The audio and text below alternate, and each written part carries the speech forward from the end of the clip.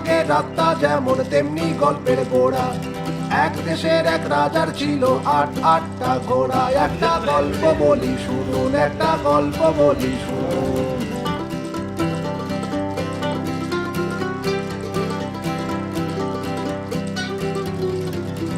দিনের আগে রাতটা যেমন তেমনি গল্পের গোড়া। এক দেশের এক রাজার ছিল আটটা ঘোড়া। একটা গল্প বলি শুনুন, একটা গল্প বলি শুনুন।